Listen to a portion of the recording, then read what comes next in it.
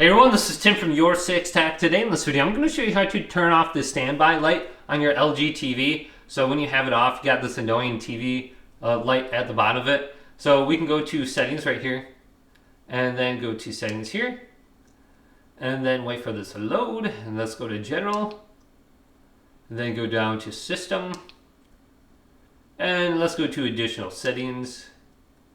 Then we can scroll on down and we got standby light right here. If we select this and turn this on, the standby light will be on my TV now.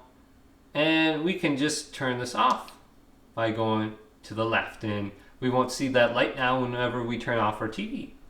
So it'll be very, very simple. So hopefully this video did indeed help you out. If it did, leave it a big thumbs up.